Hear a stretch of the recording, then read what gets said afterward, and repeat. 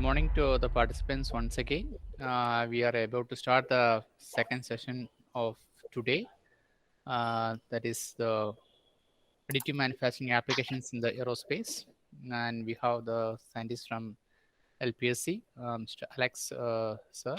So he will be elaborating the process, and also he will be telling us the case studies on how the process has evolved out in the aerospace applications. So I invite Ms. Anjali, our one of our MTech students, to introduce the Alexa to the audience. Good morning to one and all. Our next speaker is Mr. Alex A., Deputy Director, Materials and Manufacturing Entity, Liquid Propulsion Systems Center, ISRO, Trivandrum. He has secured his BTech from College of Engineering, Trivandrum in Mechanical Engineering in the year of 1986 and joined LPSC in the same year. He launched his career at the in-house proto fabrication facility as a shop floor engineer. Initially, he was involved in the realization of control components. He was responsible for setting up a greenfield facility at the industry for the production of control components at the industry and piloted that contract for over 3 years. Some of the first industry-made components for launch vehicles and spacecraft flew in that period.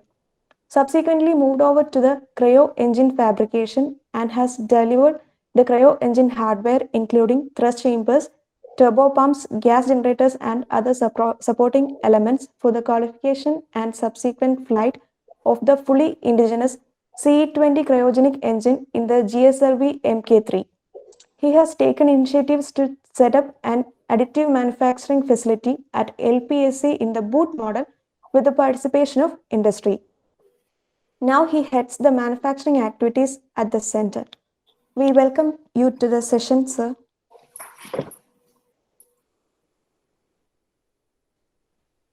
Thank you, Anjali, for the nice introduction. So this probably is a very interesting topic. It's a very hot topic. 3D printing, additive manufacturing, and all that. And it's generally told. It's generally told that at least 25% of the conventional manufacturing systems will move over to additive manufacturing maybe in the next 4-5 years. And probably this may happen abroad, but then India also, normally we easily catch up. So we also anticipate that in shortly in India also this will easily catch up. And then now the present status is that we already have a lot of service providers giving you additive manufacturing. Now, what interests us in additive manufacturing? I'll just play a small video.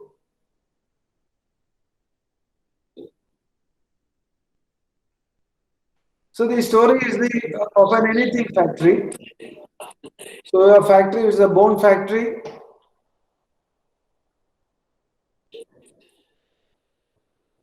You have a satellite factory.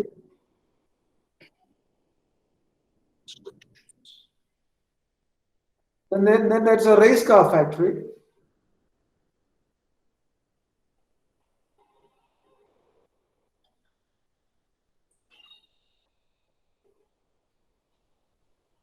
So I think very futuristic, it's a very young girl.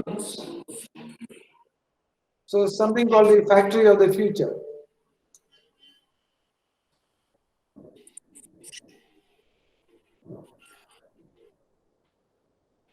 So you have a medical implant there.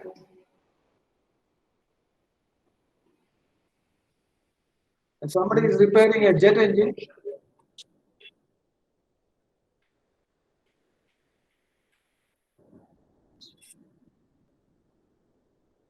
And somebody wants to get his dentures done.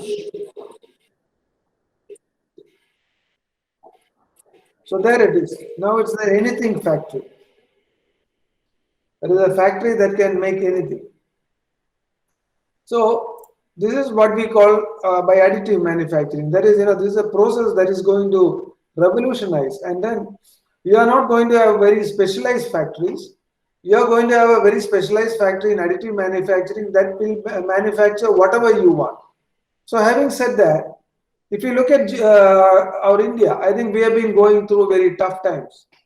Okay, so in 2021, you see what has actually happened, how India has transformed. See, you have the COVID pandemic coming in, and then let us see how the country has responded. You know, ours is a very robust country.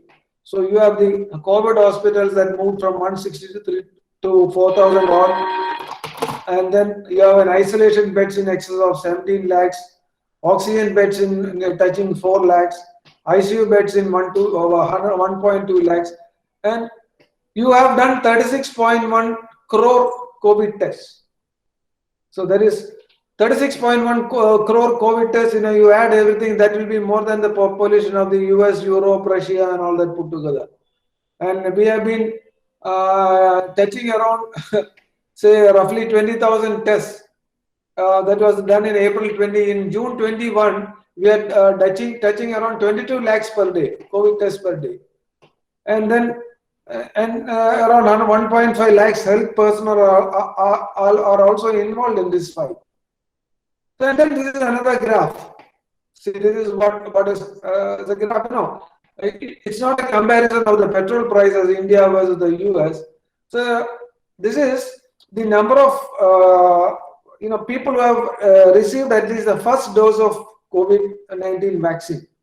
So you can see last in June, India was the highest, at least one dose. India was the highest, higher compared to US and the UK and the all the Europe put together. So definitely you have a vaccine cost of roughly around 9,500 crore. So that is the type of amount of money that is required for the country, and probably nobody should really worry about our costs going up, petrol prices going up, because we are fighting a pandemic. So having said that, now when India has nicely responded to a pandemic, I think it is high time that we also respond to emerging technologies in a big way. So to me, this is what I call 3D printing. Can you relate it to a 3D printing? Probably, if somebody can, I can give you 10 seconds to relate this to 3D printing. So if you have already related it, see, this is the first one on the left is called the subtractive manufacturing, and the one on the right is called the additive manufacturing. So how do you make a sculpture? You know, you take a big block of marble or granite, and then you have a Leonardo da Vinci or whoever is a sculptor rather, who is going to chip, and then remove all the materials and do all the fine details, and then he is actually subtracting material. So that is called the normal conventional subtractive manufacturing. And then coming to additive manufacturing, why I have put a human body again there? Now you just imagine, when you were born, you were just maybe 3 kilos or 2.75 kilos. That is what when you were born. And now when you grow into a fully grown adult, you will be 70 kilos or 80 kilos or even more, 100 kilos. Then you should understand, over a period of time, the body keeps on adding weight to you. It keeps on adding weight. That is why I feel there is an ideal example of additive manufacturing. Okay, and then I will come to that the subsequent things later. So this is, according to me, is a good comparison of subtractive manufacturing and an additive manufacturing.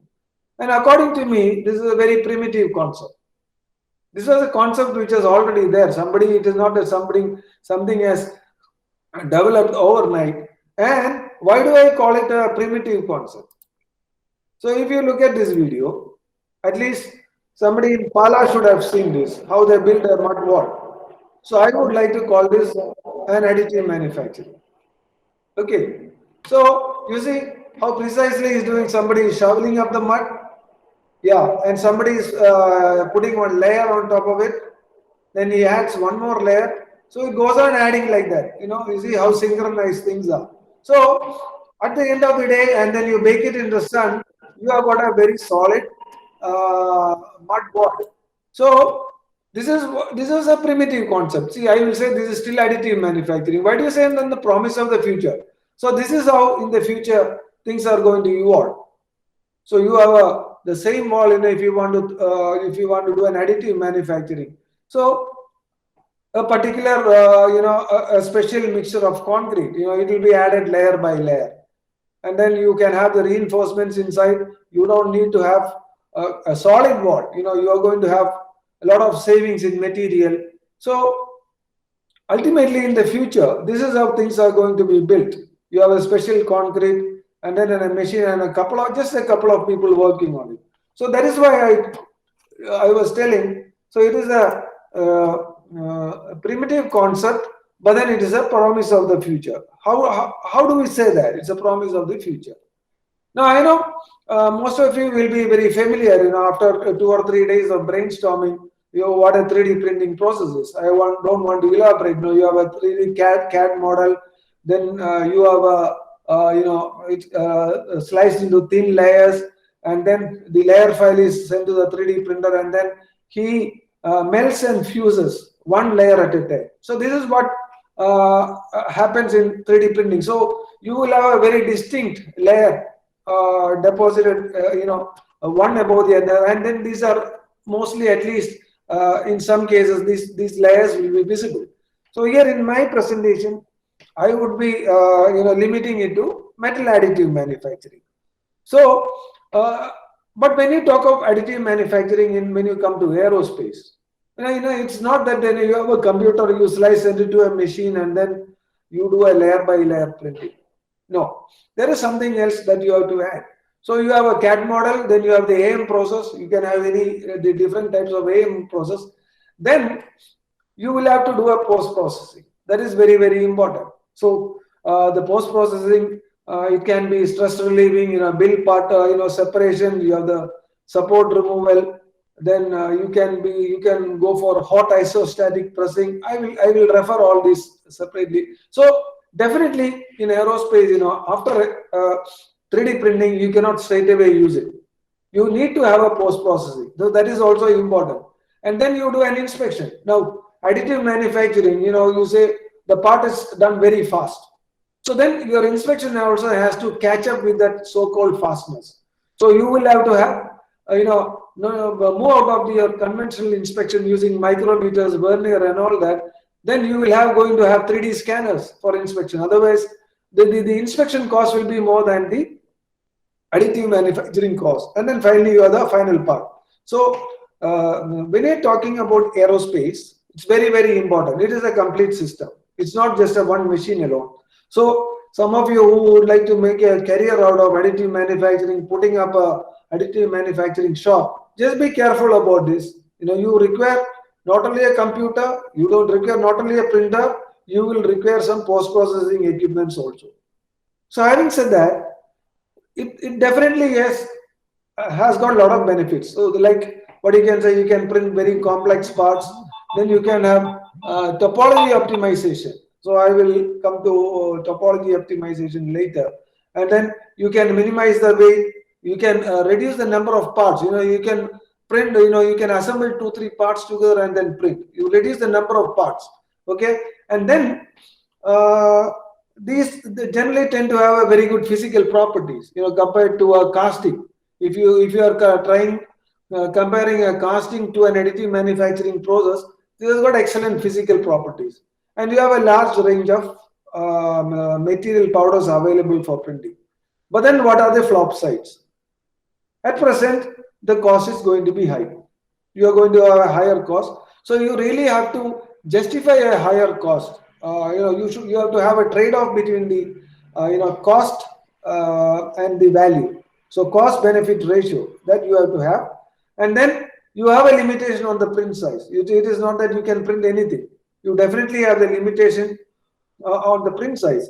And also, what is most important, existing designs may not be suitable. That is also very, very important. If you want to really,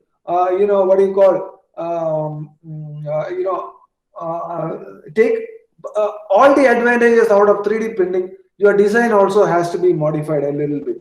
Otherwise, you will never get the benefits. So you have to, take these things into mind. So it's a very fancy process. You can do a research. You can do present papers there. You can do a lot of experiments. Agreed. But then finally, you want to put it into practical use. These are the challenges. That is the cost, the build size, and also a design for additive manufacturing. So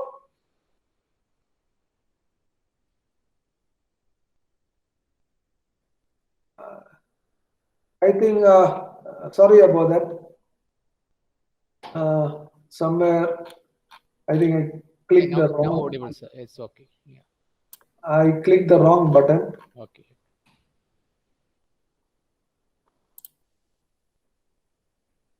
Sorry about this is where we were. Okay. I will just briefly touch upon some of the metal additive manufacturing. So first one is what we call is the DMLS or the SLM. That is called the direct metal laser sintering, DMLS. Some people call it selective laser sintering. Now you should understand there are so many terms associated with this. Essentially, we will call it powder bed fusion.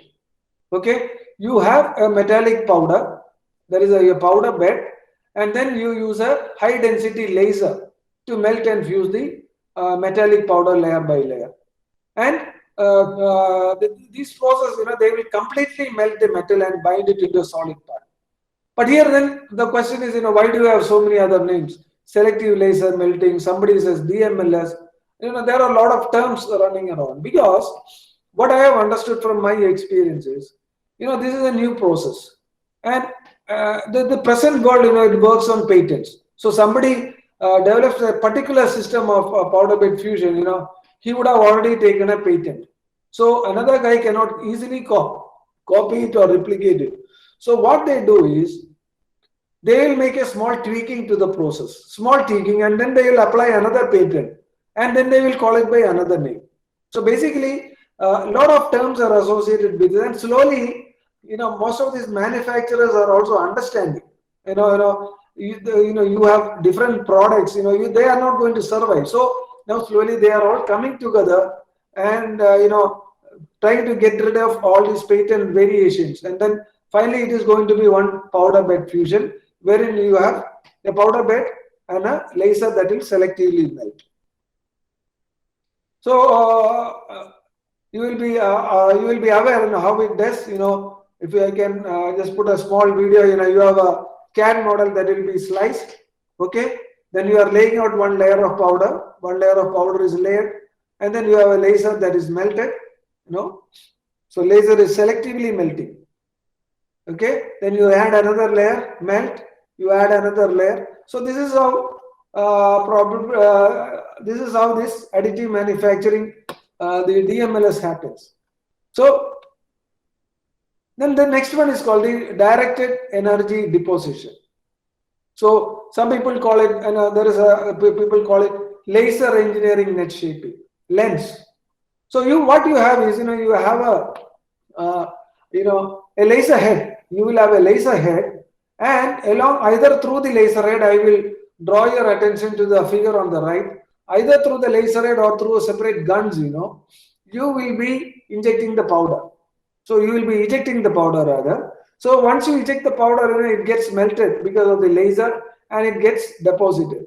So this whole laser head will be manipulated. It will be manipulated using a machine or a manipulator, and you will be printing it, layer by layer. So here, one advantage of the system is, you people would have heard of a CNC machining center or a CNC milling machine. Now there are a lot of kits available. Just what you have to do is, you have to fit the laser head to the spindle of the machine, and the machine axis movements are used for manipulating. So you have a ready-made kit. You have a laser head, and all the blown powder and all will be blown through the laser head, and the machine will be used to manipulate the part and lay it layer by layer. So this is another directed energy deposition. So here, if you look at it, in the previous part, DMLS, the size will be limited to the size of the powder bed. But then in this case, you have the possibility of having a larger part. You have the possibility of having a larger part. It can be as big as your the table sizes of your milling machine. So this is one advantage that you get here. And then there is something called the electron beam additive manufacturing. So here only the difference is, instead of a laser beam, you have an electron beam coming. And whereas the laser beam uses powder, here you are going to use wire. The laser, the feedstock is not powder, you are going to have wire. So what is the advantage of an electron beam additive manufacturing? So here one advantage is, electron beams, high energy beams are there. Essentially you have to carry out this in vacuum. So you have a very pure metal being deposited because the chances of oxidation are very less. And in electron beam, you can also use wire. So the standard wires are available. You will call the welding filler wires. These welding filler wires can be used for melting and laying out the different layers. So these wires will be much less expensive than the powders. So per se, the process will be less expensive, but definitely the shape that you get, you will require subsequently you will require a machining. So if you compare all these processes, the DMLS has got the disadvantage of a size limitation, but then it can have print more more features. This can print more thin features. The laser bed, okay, the limitation is removed. You can do larger parts, but then the feature size will become very small. And electron beam additive manufacturing, you can do larger parts, but then you will not have precision. You will require a subsequent machining for all the parts to be done. Now there is another interesting process that is coming out, binder jetting. So the challenges with all the previous processes was the cost. The costs were high. Powder bed or laser or electron beam, the costs were high. Now you are coming with a process called a binder jetting. So here what happens, you still have a printer head. So what happens, you have a compacted powder bed. Yes, you have. So instead of a laser, what actually happens is you have a printer head which will deposit a bonding agent or a resin onto the metal surface. So what happens? And then this process gets repeated layer by layer. So you have a layer of metal powder, you put a resin. Okay, you pour a resin wherever your part is. Okay, then you build the other then you add the next layer. Then again you add the resin. So like that, you will have a green. That's called a green part. That is a powder which is just held together by resin. So then this the green part is then it has to be put in an oven. It is cured at a particular temperature. That removes the resin and you get a green. Like in powder metallurgy, you get a green. Now this whole green again goes into a high temperature furnace and then it is heated at 1100 degrees centigrade or whatever it is, like in powder metallurgy. Then these particles fuse at high temperature to make a solid part. So here the advantage is the costs are much lower than whatever processes that I had described earlier. So basically in aerospace, these are the 4 metal additive manufacturings that are gaining focus in aerospace. Now you have this. So look at the comparison. So you look at the deposition. So if you look at the deposition, you see powder bed fusion has got the lowest deposition. Sorry, powder bed with electron beam, lowest deposition. Then you have the powder bed with a laser, the next level of deposition. Then you have a laser with a single wire, the next level. And then you have got the EBAM system with the wire, very high deposition rate. So this is the comparison. So this is how it evens out the cost. The EBAM has got a very high deposition rate. Now, what is the advantage of a 3D printed part? So, if you see, my gentlemen, the part in the center represents a conventional design of a 3D printed part. So, a conventional design is limited by the capability of the part to be made.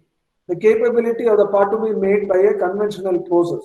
So, what you will be looking for is a cost. Basically, you will be looking at the cost first. And then probably when you come to aerospace, then you will be looking at the weight saving. But then when you go to 3D printing, the same part, it can be printed it can be designed to have all these 7 different variations. So if you look at this bracket, what will be more important is the fixing holes, the 4 fixing holes on the base, and then another assembly hole at the center. The spatial disposition is what is important. So you can design a part for its aesthetics. If you are buying to have a very expensive car, okay, and you are going to have this part sitting inside the cabin, you can design it for aesthetics. Okay, you can build it for a uniqueness in the design. That can be another driving factor. When it comes to aerospace, your driving factor will be strength with lesser weight. So when you have a part like this, that is printed for aerospace, it may have some of these configuration, but the advantage is you will have an equivalent strength and a much lower weight. And adding to the lower weight, when you use lower material, so you have a lower, carbon footprint also. That is for the future. So here, this is the type of tips that we give to our scientists when they are initiating an additive manufacturing work. These are the tips that, and definitely yes, valid for you also if you are doing this work in India. Number one, the technology available is only powder bed fusion. As of now, the other technologies are not fully matured in India. And again, the maximum size possible is 400 by 400. Powder is going to be expensive. Okay, so this is the tip that we give. So as far as possible, you have to stick to available standard powders. Don't go for any fancy powders. As far as possible, try to use the standard parts. Okay. The reason is, irrespective, you may say, in powder material, in 3D printing, my part is only 1 kilo or 2 kilo. But the size can be around 400 mm dia, okay, and 400 mm height. The part can be very thin, that is the final powder, the powder that will be used will be 2 kilo. But remember, when you are doing DMLS, the entire powder bed has to be filled. So that means 50 kilos of powder. So if you want to print 2 kilos of part, you will require 50 kilos of powder, and that is going to be expensive. So as far as possible, you have to stick to standard powders. No, and then you say, no, I am very strict. I want to buy the powders. You will a special powder. You will not be able to buy 50 kilos of powder, special or a new powder. You will require a minimum order quantity. The manufacturer will say, okay, you if it's a special powder, you have to pick up 200 or 300 kilos. So all these, and then what happens? The manufacturer gives it for one time. The second time you go to the market, the manufacturer will not be available. So you have a supply chain issue.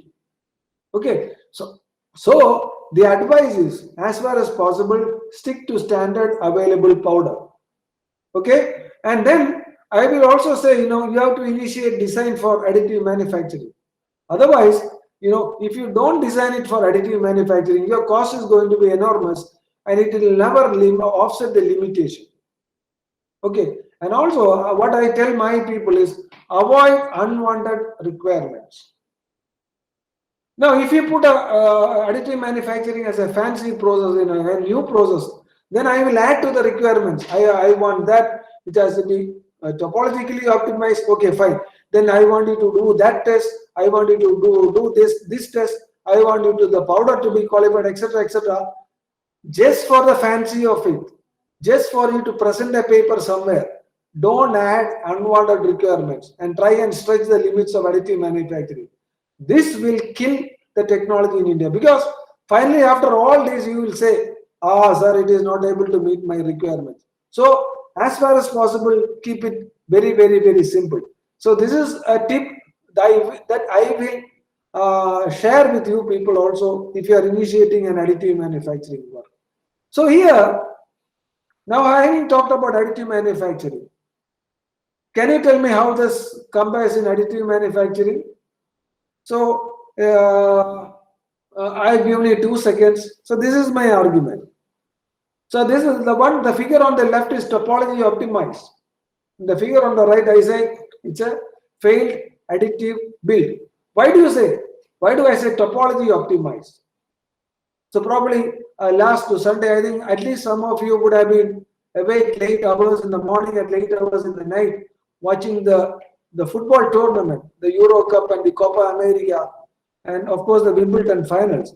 So if you would see, for a football player, at least some of the football players, they were taking off their shirt. Luckily that they didn't take off the shorts. But then if you look at a football player, his legs will be very, very thick.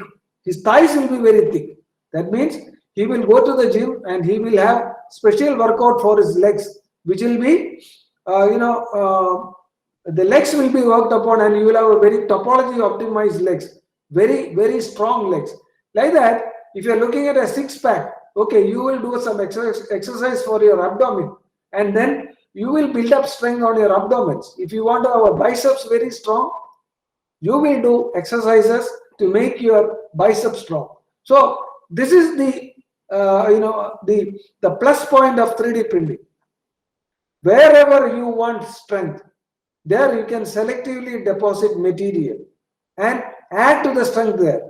And wherever you don't want strength, you can remove material there. So this is what I meant by design for additive manufacturing. So gentlemen, whenever you are initiating an AM project, you have to initiate in parallel a design for additive manufacturing also. Otherwise, without topology optimization, you are not going to derive the full benefit of the additive manufacturing. And of course, the figure on the right, I don't have to tell you, except the smart watch that he has, nothing is attractive.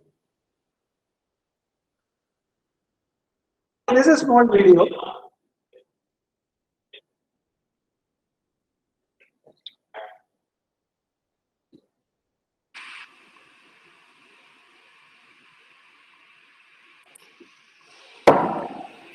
So there is a rocket engine test, and then you go into YouTube, you will see a lot of rocket engine tests. Now, what is special of this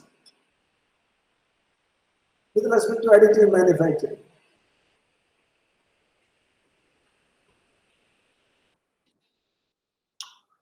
So what is special of this? So in 2018 May 9, they tested a 3D printed thrust chamber. NASA tested a 3D printed thrust chamber or a rocket engine. Okay, they say the test was for around 25 seconds at 100% power, and they were very successful with the test. Now, why has NASA ventured into this on 3D printing? Why? So their aim is what is put on the right side. They want to reduce the time and reduce the cost. Very important for them. They want to reduce the time and reduce the cost. Now, why do you want to reduce time? Now, today, if you would see, if a rocket is being built, at least some of the parts have to be built early, and then it gets stored in the in your bonded stores. So you have an inventory waiting there. So when you have an inventory waiting there, you require a space for an inventory. You have already spent money for the inventory, and then you have the carrying cost. So that adds to the cost. So the more you reduce the waiting time from manufacturing to launch, okay, the more cost you benefit. And also, if you can have a real cost benefit by 3D printing, that also will reduce the cost. So NASA is researching on a big way to reduce the time as well as the cost. Now, if you look at this part, if you look at the part on the left, if you see, okay, most of our cryogenic engine, we have a copper liner. You will be surprised, our liquid rocket engine will be made by a copper material. But then why do we have copper? Now what we do is, these cryogenic engines, they develop a lot of heat flux, and there is no material that can withstand that heat flux, whatever material you use. So the only way is you have to cool the chamber. Okay, so what you have is if you see the figure, if you can see my mouse, they will have coolant channels built onto the outside of the chamber. Now, then why do you have copper? The question is then why do you have copper? Okay, you have coolant channel, it can be stainless steel, and then you cool it. Now remember, we cannot be very lavish with our cooling requirements, the coolants, because we have limited coolants that can be stored. Okay, you can store whatever level you want, but then that adds to the weight and to the cost of the rocket motor. So when you want to optimize your design for cooling, what should be used? You will have you require high thermal conductivity, so that the heat on the inside gets transmitted onto the outside. So the copper is selected purely because of its high thermal conductivity. Okay, it is purely because of the high thermal conductivity. Now you have immense power, immense pressure developed on the inside, 500 bar or 100 bar or whatever it is. Now this copper will simply fail at that bar. It will just simply burst open. Now what do we do? So if we require copper, we cannot have a compromise on that, but then it does not have this strength. So what we do is we will have an outer jacket of a higher strength material, so like nickel. So a thrust chamber will have an inner copper and an outer nickel or stainless steel. So this in a conventional method, if you fabricate, it will take a longer time. So here what NASA has done is they have gone in for a little bit of a hybrid manufacturing. So the copper on the left was done by selective laser melting, and then onto that they did an electron beam additive manufacturing. Onto the copper they laid nickel by electron beam additive manufacturing. So there is a, and you see this is an effort by three NASA centers. So if you see the importance, you have 200 channels built into this copper chamber, and this was layered by 8,255 layers of copper alloy. Layers were used to make this chamber. Normally, in our fabrication process, if you want to have make a chamber like this, we take roughly around 3 months to have a chamber like this. By the conventional process, we take around 3 months. Now you see what could be the time taken. Now you see NASA was able to print this in 10 days and 18 hours. So that is the time saving from 3 months to about 10 days and 18 hours for 3D printing. Now NASA also, they are investing heavily into 3D printing. They are talking about incorporating different 3D printing into making one rocket chamber. That is called, they have a program called the RAMT, Rapid Analysis and Manufacturing Propulsion Technology. So for example, the part on the top, it will be bimetallic, dual metals, deposited manifolds. Then inside you have a copper chamber. Then you have a composite over the copper chamber. Then if you see, the nozzle extension at the bottom, that will be used. That will be made using blown powder. That is what I call the lens, laser. Laser melting and then the deposition. So they are thinking of combining all these processes together and then making one rocket nozzle out of this. So this is the program that is going on there at NASA. And then we come to Ariane. Okay, they are now looking at an injector head of a future engine. They are looking at an injector head for the future engine. So in the conventional process, if you would see, you have around 8,000 cross holes in copper sleeves. Okay, and these are you will have around 122 injector elements separately made and assembled. But in 3D printing, what they have done is, all these injection nozzles were combined together along with the base and the distribution dome, everything. All these were printed as one integrated component. So what is the conventional process that you use? So normally you have a casting machining. So and if you see the number of components, it was reduced from 248 to 1. So this item that you see on the right side, it used to be made of 248 different parts. So it was reduced to 1. So normally it will take about 3 months for making this injector head, and by 3D printing, they were able to reduce it to 35 hours. So this is the type of advantage in timing that you are getting. Now again, 3D printing in Ariane, they are now developing a new engine that's called a Prometheus engine, which will be launched in sometime in 2020, and it has been developed as a very low cost engine.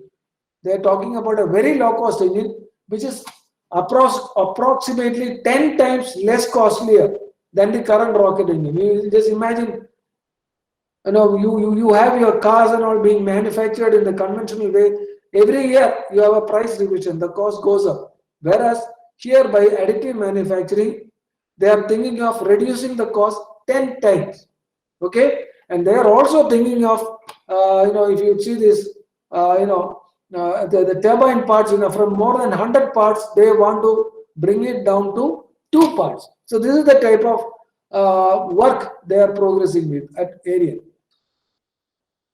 And not only that, these people have been working with 3D printing for quite a long time. And if you see, this is the working nozzle that they had. So they had to put in all those reinforcements. These are the rings that you see on the outside.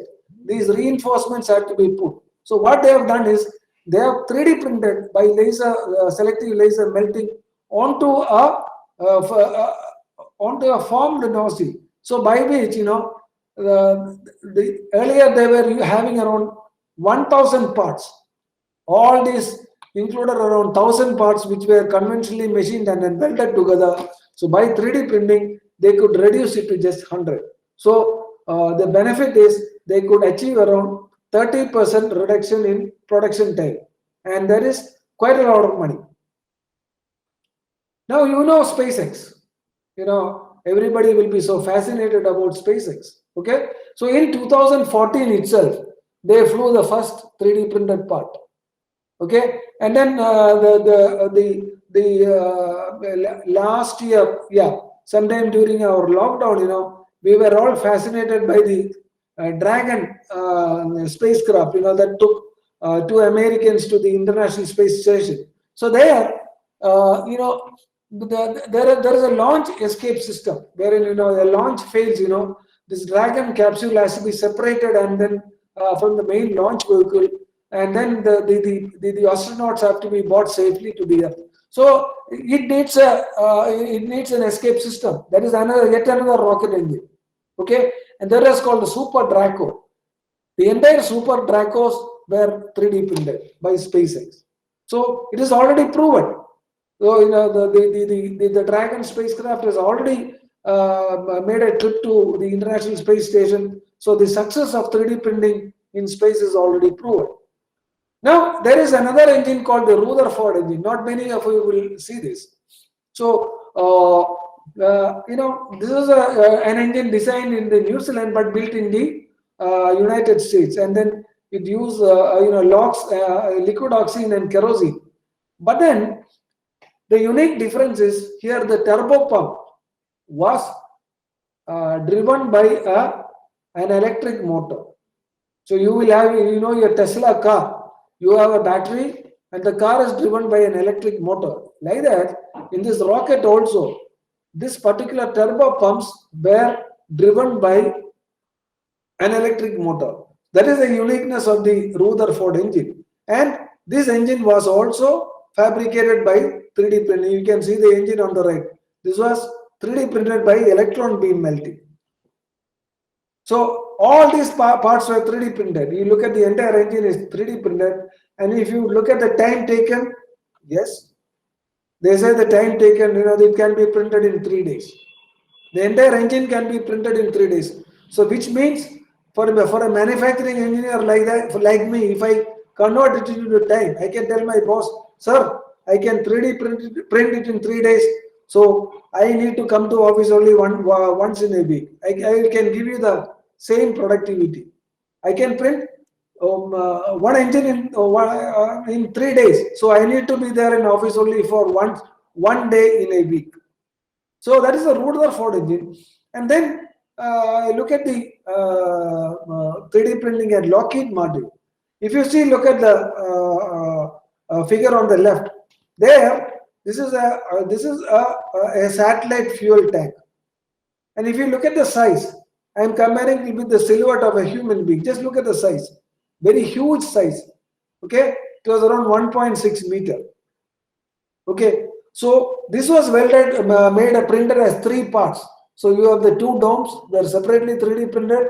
Then you have the cylinder in the middle. Okay, this was separately 3D printed and it was welded. This was made out of titanium. This was welded, and the photo on the right side shows the entire tank for a pressure testing. So how was the domes done?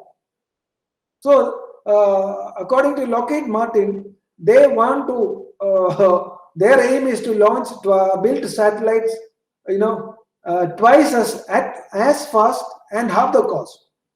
They want to build it 2 times faster and at half the cost. So the benefit is 4 times, 2 into 2, 4. Okay, so they are thinking of using additive manufacturing to reduce the timeline from dash to dash.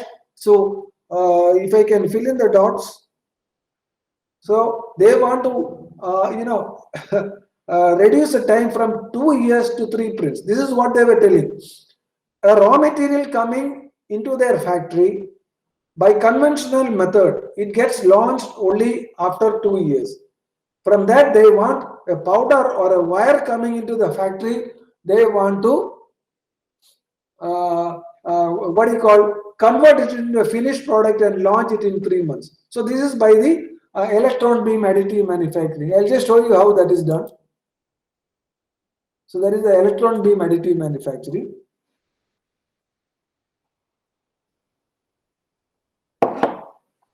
So what you can see is the electron beam and then the wire. This is the wire feed. And then you have a manipulator that is rotating. So slowly the material is being deposited layer by layer. So it's by an electron beam. The bright light that you are seeing is the electron beam. And then what is being deposited is using a wire, not a powder. And the whole thing happens in vacuum. So for all these high pressure systems, corrosion or or oxygen inclusion into the melt is a dangerous thing, or hydrogen inclusion into the melt is danger. So now you see how the dome is being melted and 3D printed and formed. So since the part is being done completely in vacuum, this entire thing is done in vacuum, you have very low or practically zero oxygen pickup and hydrogen pickup, which can be very, very, very, very dangerous in satellite for long-term use. So this is the electron beam additive manufacturing. And then coming to, there is another company called Relativity Space. Okay, recently you have heard the Blue Origin and the SpaceX. There were 2 people, who they were of the opinion that both these companies, SpaceX, even though they built a Super Draco engine, they were of the opinion that they were not doing enough in 3D printing. So they came out and started a new company called the Relativity Space. What are they looking at? They are looking at 3D printing an entire stage, entire launch vehicle. They want to 3D print, not a rocket engine or a part. They want the entire rocket or a stage to be 3D printed, and the entire rocket has to be made of 3D printed part. So what did they do?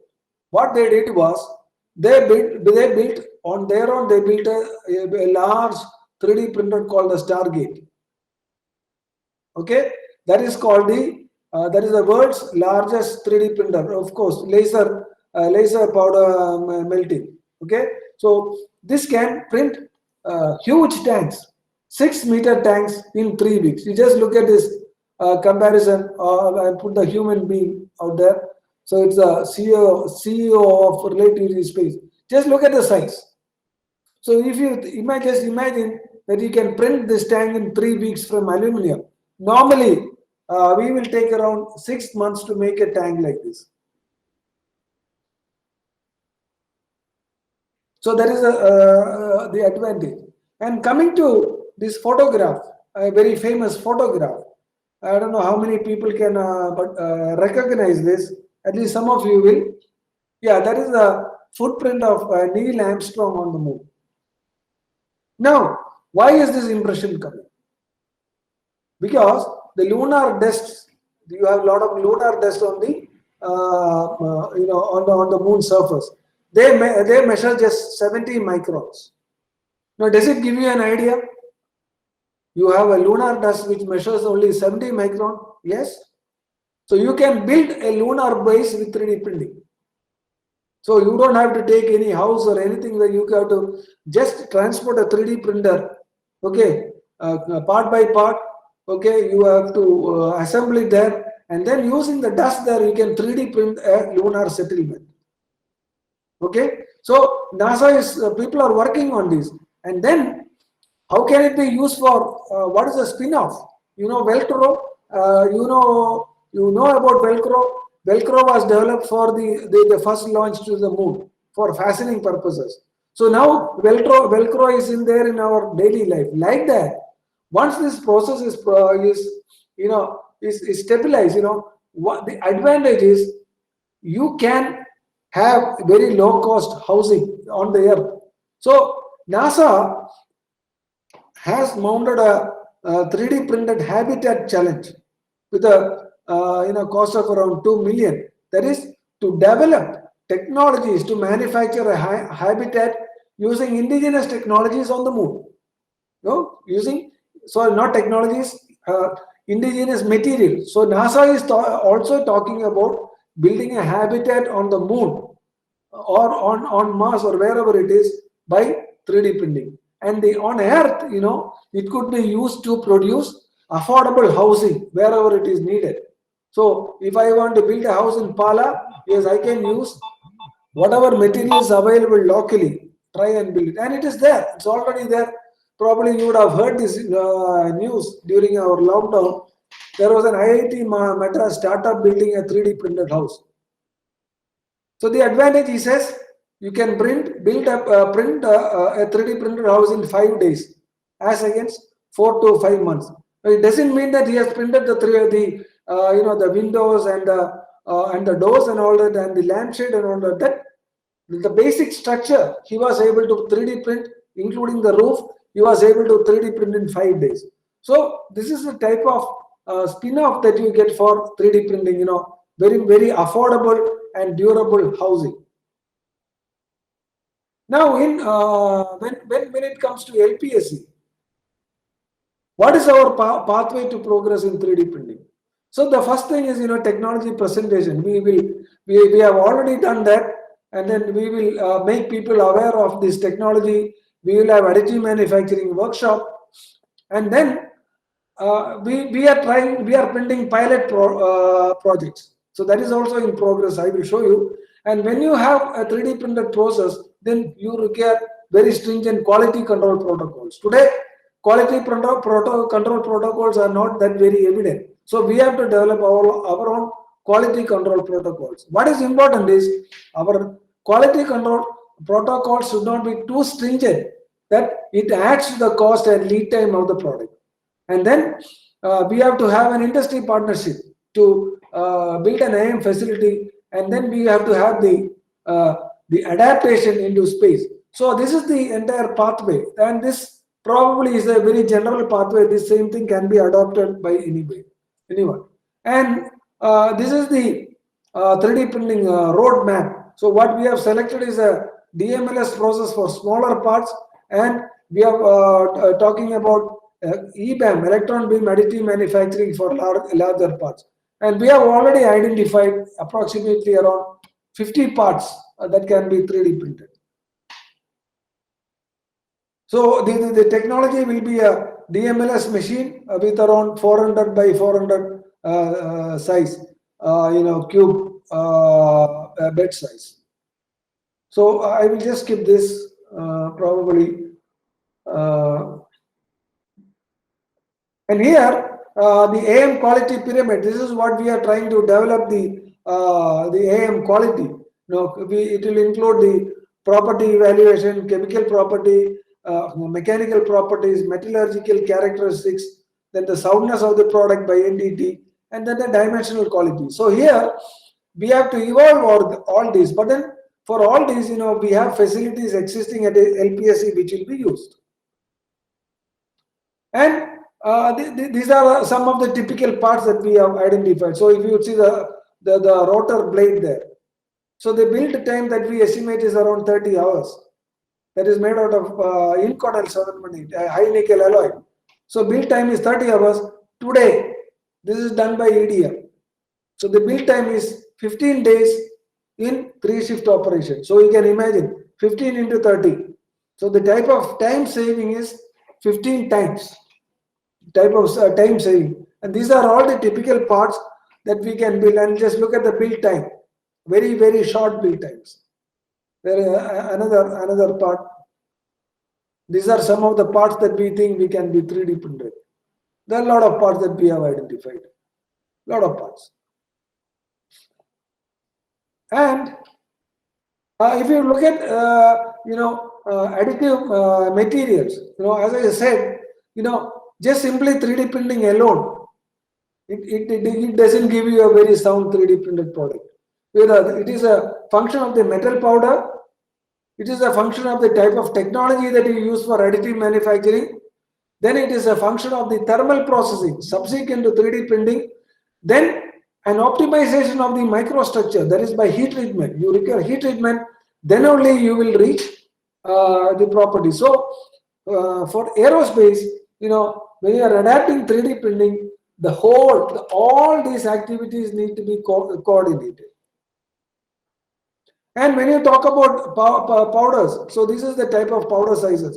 If you want to go for binder jetting, 20 micron powder sizes, DMLM or DMLS, you require 50 micron, and then anything above that 100-150 micron powder sizes, you go for EBM and the directed energy deposition. So different processes require different powder sizes, and depending on the powder sizes, the powder cost also will be varying.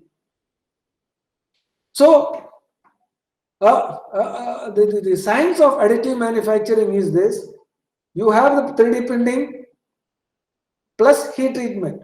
So material requirements are chemistry, density, surface finish and buildability, and then you have to heat treat the parts to get isotropic properties, the required tensile strength, as well as the fatigue strength.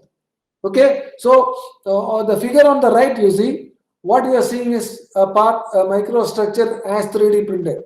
So by heat treatment, you are converting it into a fully isotropic microstructure. And then if you see how it is different. So the first one, this is the microstructure as cast and 3D printed. This is the microstructure you get.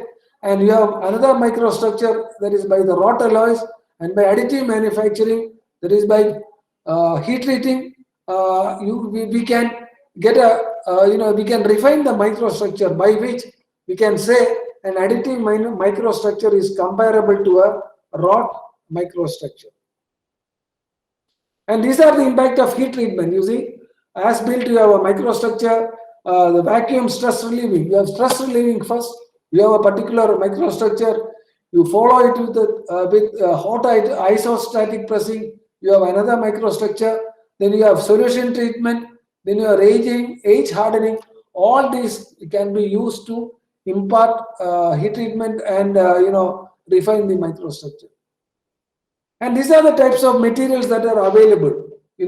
Available for 3D printing now. So the blue ones are available in powder bed fusion, and the red ones you go for electron beam additive manufacturing. Especially if you would see titanium, the most preferable process is the electron beam.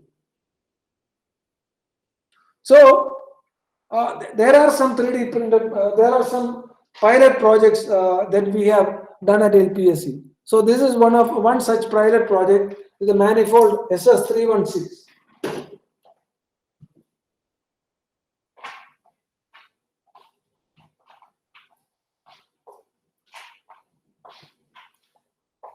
So I am here. So this is one manifold that we have printed, 3D printed, out of 316. And this is another part that we have done. This is fuel pump impeller. You can just see the shape. You can see the shape, the internal details. So this was made out of 17.4 pH stainless steel, and the layer thickness was 40 micron. So we had to have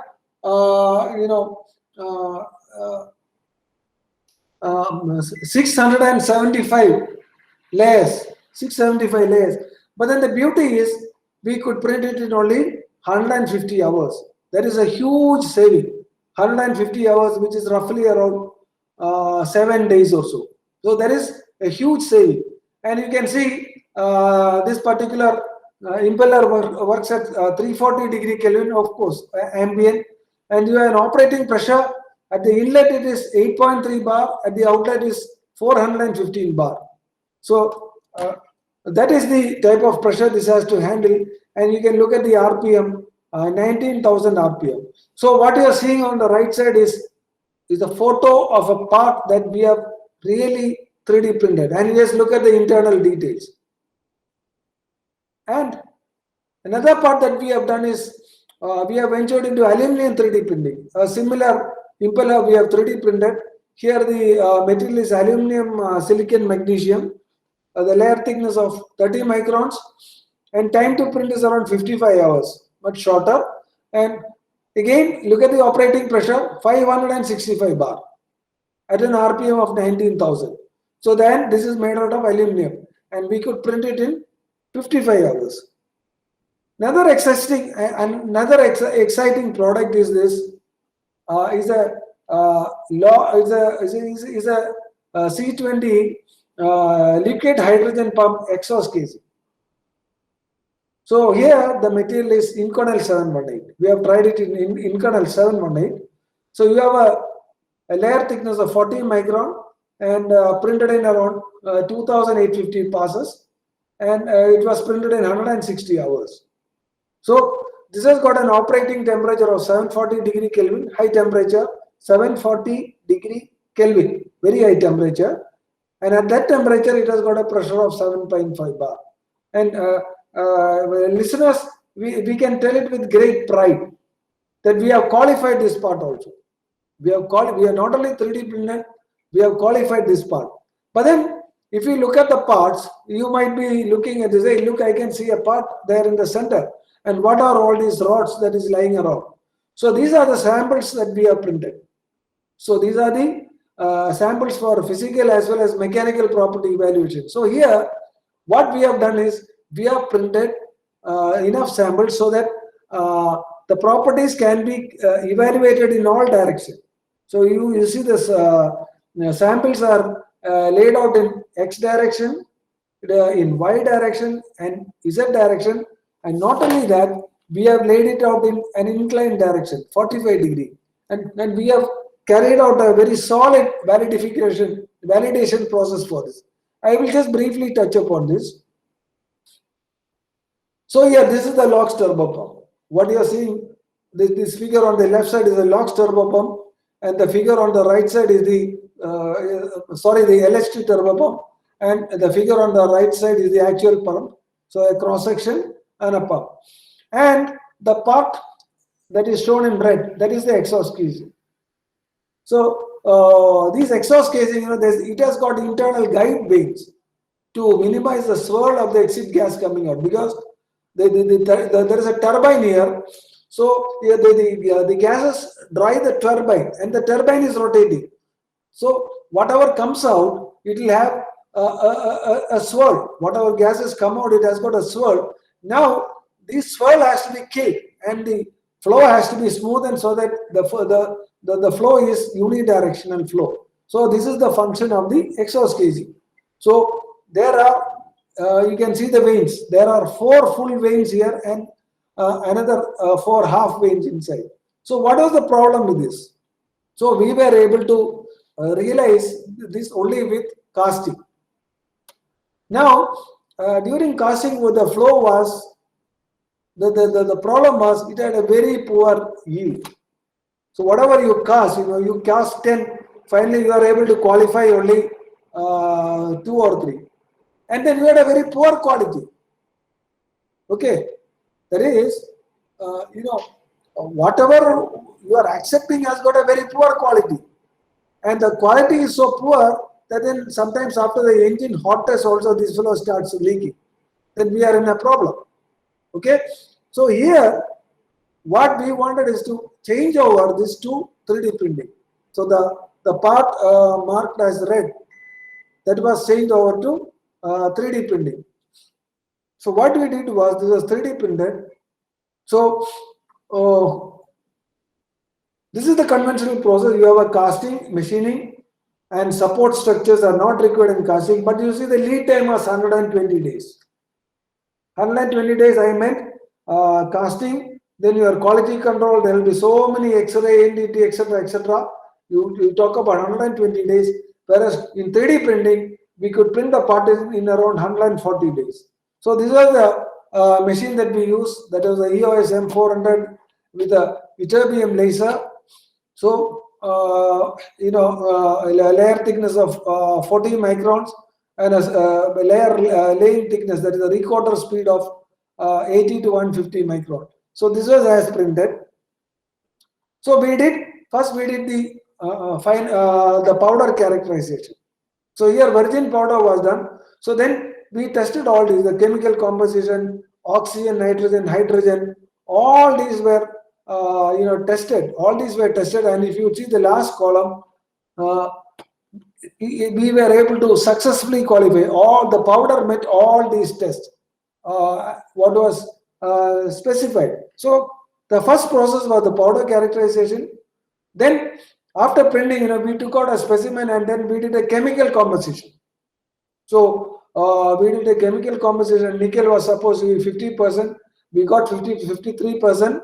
Chromium is 17.9. Molybdenum, niobium. So then after chemical composition also, we were able to get a good chemistry that was required.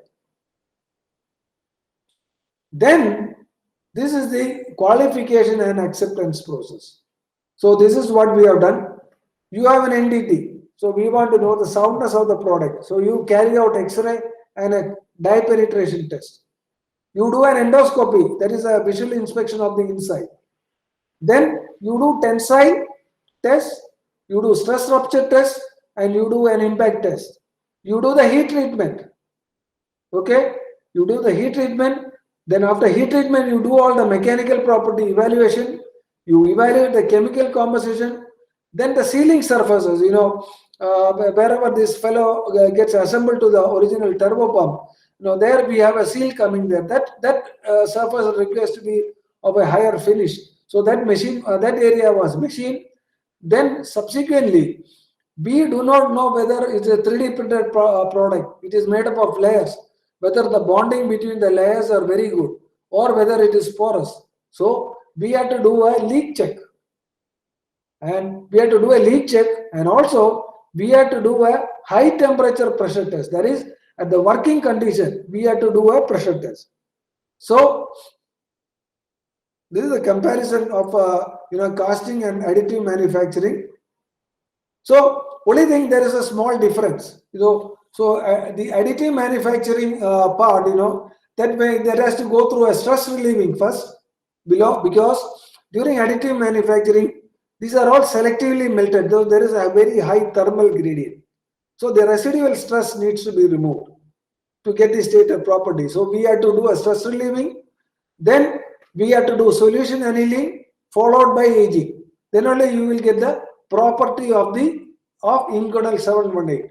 Solution annealing followed by aging. Now after this, what we did was the mechanical property evaluation. So if you look at UTS, you know what is UTS? So the casting, the UTS was 784 megapascal. And if you look at the forging, the forging has got 1240 MPa UTS, and Inconel 718 as 3D printed, the specification is 1240. They say in 3D printing, you can get they are telling about a guaranteed property of 1240. So ladies and gentlemen, just look at the properties that we got. So as I told, specimens were printed in 4 directions, and this is the type of properties we got, 1400 plus. So I am not boasting, I am not telling this, this is what we got. And look at the yield strength. The yield strength also is comparatively better than a forged product as well as the guaranteed AM product. We got 1200 in all the directions. Then there was a percentage elongation that is also superior, percentage elongation of 16. So it's a measure of ductility, percentage elongation. And again, percentage RA, that is also, we got a very good percentage RA, up to the 24 percentage RA. And then the previous slide, these are done at room temperature. Then we did the same test at high temperature, 650 degree Kelvin. High temperature, 650 degree centigrade. And this is the type of strength that we got. So the Inconel, you have got they are specifying a strength for a forging guaranteed property. We have got a guarantee. We have got a property much better than the guaranteed property of a forging. So these are the type of properties that we got. Even percentage elongation, reduction in area, all these, remember ladies and gentlemen, at 650 degrees centigrade. And this is a comparison, the stress strain graph. If you would see, the blue one, the blue one is in the X direction, the maroon one is in the Z direction, and the green one is the normal Inconel 718. So normally this is the stress strain graph. So what we are now inferring from the test is an AM product. It exhibits comparable strength comparable to wrought or forged Inconel 718 products.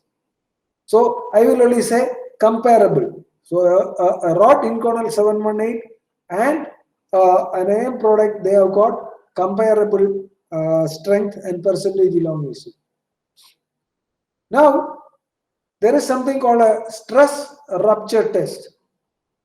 Okay, that is, if you see the first line, the specimen has to be stressed at 690 megapascal, and then under that stress, that has to be kept at 650 degrees centigrade, and it has to qualify 23 minimum. Minimum 23 hours it has to survive at 690 megapascal for 650 degrees centigrade.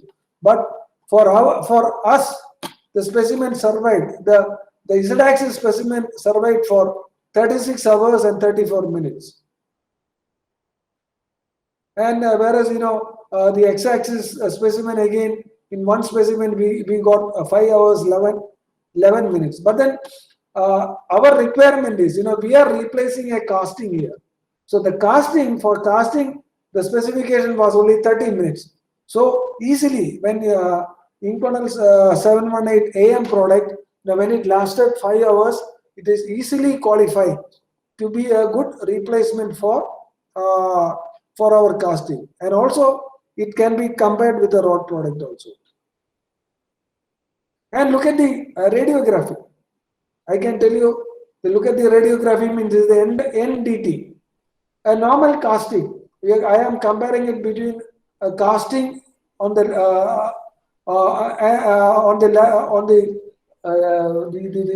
third column and the 3D printer. You see, a lot of defects in radiography, shrinkage, columnar defects, foreign materials. You have a problem with the density, but then a 3D printed product, when it was subjected to the radiography, we could observe no significant defects. So an AM product is much superior than a cast product that we were having. And look at the microstructure.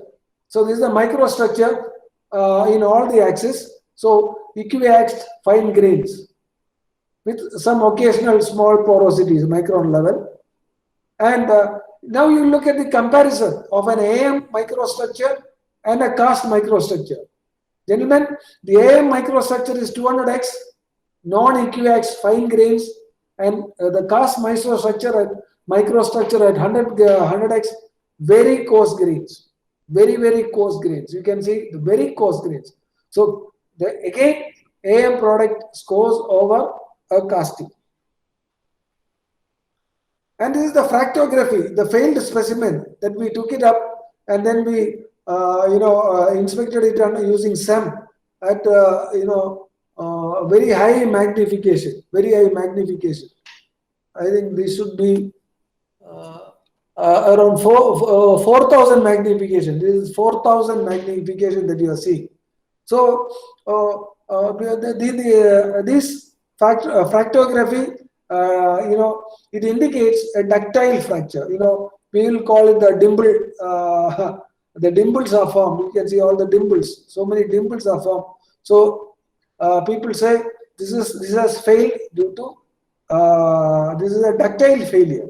This is a ductile failure, and small isolated pores are there. Small isolated pores around 5 to 20 micron structure, but the shape of the pore essentially denotes a gas entrapment. So the failure is by ductile, or sorry, the failure is a ductile failure. That is what is important for us. And we also have done an impact test to test the toughness of the material. Yes, AM products has got much better toughness than a cast product. And then we did a strength test.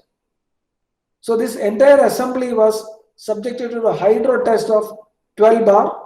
The entire assembly was tested to 12 bar. Then there was a pneumo test at 8.5 bar. There was no leak, no bubble. Followed by an MSLD test, that is the mass spectrometer helium leak detector. So just look at the type of leak rate, 6.3 into 10 raised to minus 7 millibar liters per second. 10 raised to minus 7. So the 3D printed product, they are very structurally sound. You don't have to worry whether it is deposited layer by layer. There are no gaps. There are no through and through pores which permits leakage. And most probably the leakage would have come only through the interface, where during testing this gets assembled to a matching part, and then you put a seal. So the AM product, we found that it is very structurally sound. And this is the temperature, high temperature test. See, we took it to a very high temperature, 730 degree Kelvin. You can imagine, 730 degree Kelvin, very high temperature, and it was held for 1030 seconds. So that is 1.5 times the operating condition or the operating time of our cryogenic engine. 1030 seconds at 730 degrees centigrade at 10.5 bar. Ladies and gentlemen, the AM product successfully withstood this test. And subject to high temperature also, we again went to the leak check, whether during pressure test or pneumo test, whether some fine, very fine pores, whether they have given away. No. Even after high temperature test, we could get a very good leak rate. So what is the conclusion? So these exhaust casings, they have successfully undergone all the qualification tests. And a 3D printed Incronal 718 exhibits mechanical properties which are superior to castings and comparable to wrought products or forgings. Understood? Okay, and we have done all the qualification tests, the high temperature test, the pressure test, the MSLD leak check, etc., etc. And this can be a 1:1 replacement for the exhaust casing. Okay, additively manufactured exhaust casings are defect free. That is, and structurally much superior. They were structurally much superior than casting. The lead time in additive manufacturing is very low, very low. I told you now, the printing was done in around 40 hours, and the yield rates are also very high. We printed one part, that part has successfully passed all these tests. So the yield rate is also very high, and that means the overall cost, what I am telling you, the overall cost, the exhaust casing is much less compared to a cast product. So we can say we are slowly entering the additive manufacturing age, and this part has gone through all the rigorous scrutiny, different committees, and we have got a clearance to fit it onto an actual stage and test it on the ground. So slowly we will be doing it. And our build partner this was done by Wipro 3D, who is an established 3D printing service provider at Bangalore. So I think with this, I come to the end of my presentation, and I thank you very much for your patient listening. And just hang on, I would like to just display. I would like to just display the 3D printed product also.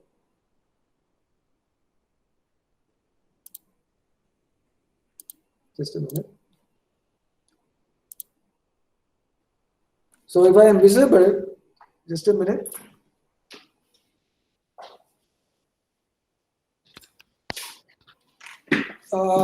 This is the exhaust casing. This is the 3D printed exhaust casing. So you can see 4 vanes here, and if you look at from this side, you can count 8 vanes, and all the vanes, the inner cover and the outer cover all joined together by 3D printing, and including the holes also we could print it by 3D printing. You save material, and the color difference. If you look at the color difference, this is the 3D print. The color as 3D printed.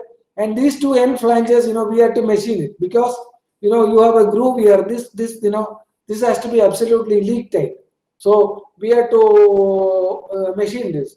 So we had to leave only a very small machining allowance, 1 mm or so. So this is the entire 3D printed part. And what we are seeing is compared to a cast product, we got a weight saving of around 2.5 kilos. So you will ask me, if you have used the same model, how did you get 2.5 kilos weight saving? The 3D printed part could be made exactly as per the drawing. All the thicknesses were exactly as per drawing. But when you cast, it goes somewhere, and you will all have higher thicknesses here and there. So that has led to the cast, the weight saving. And just imagine, gentlemen, this is a part which has undergone all the higher temperature tests, 650 degree Kelvin for 1030 seconds. Just look at the part. No deformation, no color change, nothing. It's an absolutely strong integral 3D printed Inconel 718 exhaust casing. I will show you one more part.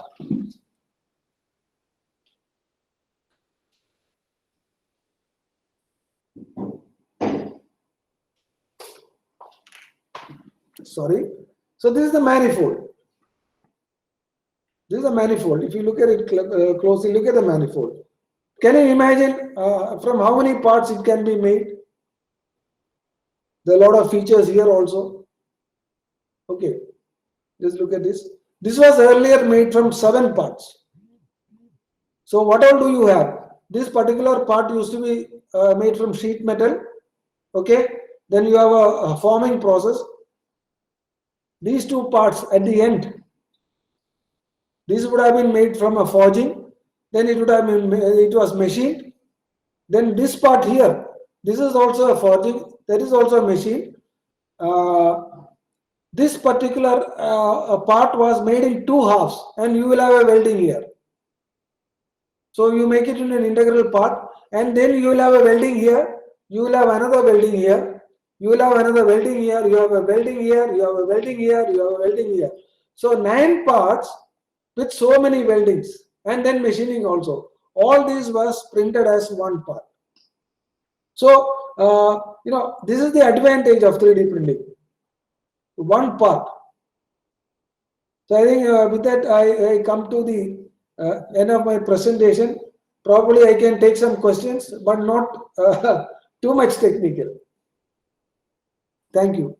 Yeah, thank you very much, sir. That was a very interesting presentation. That is, we are first time coming to know about the practical application, especially the 3D printing. So far, you have seen from the academic side a lot of presentations, but how this was our doubt. Like when you go for weight reduction, you are telling the strength is not lost. Like all the testings you are shown in the slides.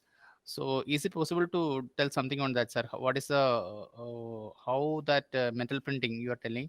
The strength and all the properties is at par with the casting or above that you are telling. Can you just brief more on See, that? I mean, according to me, that is God sent.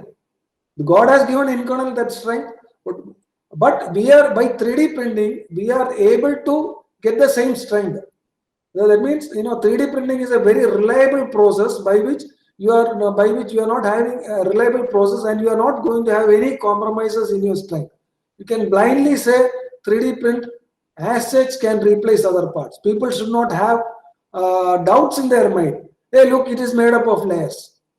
And if it is made up of layer, then when I do a tensile test, you can fail at one layer and the strength will be less. No, there is a very solid, fusion between the layers. It is one integral part. It is no longer layers. It is one integral part. And if you look at the failure also, Pultas, it is not failing as a layer. You don't have a very, very clean failure. It fails like a normal rod product. Okay, so you are using is it solid laser or the gaseous laser for doing this inconel metal printing? I was telling you that ytterbium laser. I really do not know into the. Yeah. I think ytterbium is the solid laser. Yes, not the CO2 laser. Yes, it's a solid laser. Okay. So okay, sir. Yeah, participants can ask questions right now. And then it is not a question of whether we using. That machine comes with that laser. So the manufacturer probably found that the solid laser to be better than a gaseous laser. Sure, sir. Good afternoon, sir. I'm Prathamesh Raudkar. I'm a student from Pillai College of Engineering. Sir, my question is, do we have to take in consideration any shrinkage allowances since the there is metal 3D printing? Okay, I will just come to that.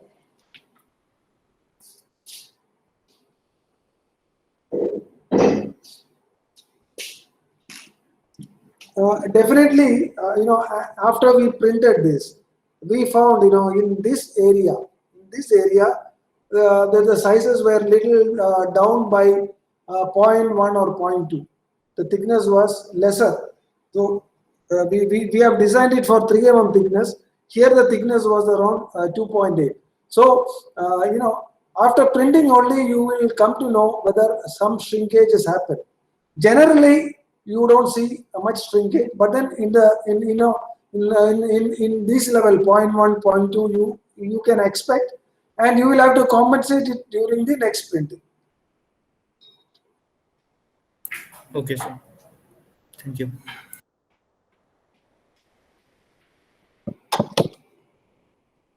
Sir, in ISRO, is any of the facilities is open to research scholars outside, or or it is fully for the internal? Sir, as of now, we have not set up a facility. We don't have. We don't have a facility, so we are dependent on other printing contractors. So Probably once a facility comes, then probably definitely we will be only happy to accommodate more people. Thank you. Okay. Thank you, Alex, for a wonderful presentation. Thank you, sir. So probably there are only two reasons that there are no questions. One reason could be my presentation was too boring, or the other reason could be because my presentation was informative enough. So people can make their own judgment on it. Thank you. Yes, sir. It was not boring, it was highly informative. Thank you. Yes, sir. Especially that inputs you are given with respect to NASA, what are the works that is going ahead, and how the ISRO is also working in a similar fashion with the 3D printing. So when Manivaran sir told about this, we didn't know this much work is going on at ISRO. So right now, when you presented, we came to know a lot of work, like a lot of interesting, and especially the strength part. It was a big question, but in Cornell, you are telling maybe God's hand, or it is a blessing to receive such properties for all the products we are making in this. Yes, sir. So I hope we don't have further queries. So I invite our faculty, Sinu, to put a vote of thanks to Alex, sir. Good afternoon. We had a very continuous section on additive manufacturing applications in aerospace by Dr. Alex A., Deputy Director, LPSC, ISRO. I believe the information shared captivated the entire fraternity who attended the program. Thank you, sir, for showing the 3D printed components at LPSC, ISRO, and the informative video clips that you shared. On behalf of the management and the audience of the workshop, I thank Dr. Alex A. Thank you, sir, for sharing your valuable time with us. Thank you, sir. Thank you very much. So I will also like to thank the organizers for giving this opportunity and to spread the idea of 3D printing. And I will also thank all the participants for the patient listening, because it's already 1 o'clock. Thank you. Sir. Yes, sir. We hope to contact you in future also, sir. For all the best. All the best. Thank you. Thank you very much. Sir. Thank you. You can sign out.